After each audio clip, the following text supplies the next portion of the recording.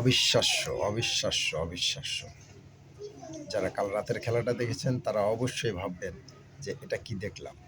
অবশ্যই আর্জেন্টিনা কখনো এভাবে কামব্যাক করেনি, তাদের রেকর্ডে নেই। আর্জেন্টিনা যখনই গোল খেয়ে যায়, আর্জেন্টিনা মোটামুটি ভেঙে যায়। আর্জেন্টিনা আর কখনো কামব্যাক করে ম্যাচ জিতেনি, সচরাচর খুবই নাই বললেই চলে।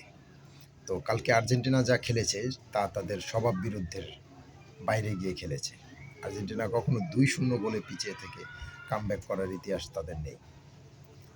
তো অনেক কন্ট্রোভার্সি চলবে, অনেকেই অনেক ধরনের মন্তব্য করবে যে মিশরের দ্বিতীয় গোলটি কেন হলো না, সালার সেই ফাউলটি নিয়ে কথা বলবে। আসলে এখানে ফিফার রুলস কি বলে, আপনাকে আগে দেখতে হবে ফিফার রুলস।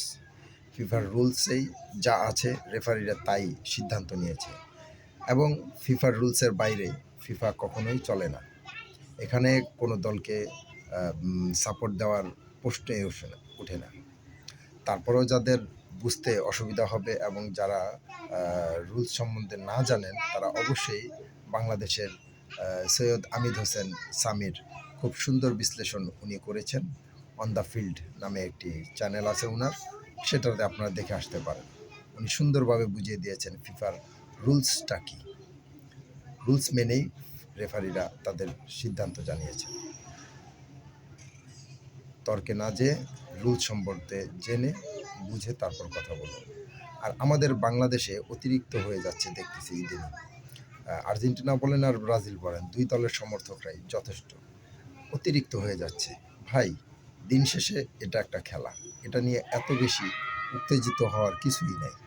উত্তেজনার বশবর্তী হয়ে আরেকজনকে কটু কথা বলা আসলে এটার কোনো মানেই হয় না। আসলে এগুলো থেকে আমাদের বের হওয়া উচিত। আমরা বাঙালিরা দিন দিন অন্যের বিষয় নিয়ে অতিরিক্ত বেশি মাথা ঘামাই, যা আমাদের জন্য ক্ষতিকর। এবং আমার মনে হয় এখন সরকারের এসব বিষয় নিয়ে হস্তক্ষেপ করা উচিত। এবং সরকার আসলে হস্তক্ষেপ করে এগুলো কিছুই করতে পারবে না। আমার মনে হয় ফ্যামিলি থেকেই এগুলা নিয়ে একটি কথা বলা উচিত। কারণ এভাবে চলতে দেওয়া যায় না। এভাবে একটি সমাজ ধ্বংসের পথে চলে যেতে পারে। অবশ্যই আমরা আমাদের বাচ্চাদের সবাইকে আমরা এটা নিয়ে বোঝাবো যে যাই বলো নাই বলো, কিন্তু দিন শেষে কিন্তু এই তোমার ভাই, এই তোমার বোন, সেই সুদূর আর্জেন্টিনা, সেই সুদূর ব্রাজিলের কেউ কিন্তু তোমার বিপদে দাঁড়াবে না। কারণ তারা সেই থাকে 20 থেকে 25,000 কিলোমিটার দূরে, আর সে থাকে তোমার মাত্র কয়েক গজের ভিতরে। তা অবশ্যই সেই তোমার আপন। সেই বিতর্কের অবসান হোক। ধন্যবাদ।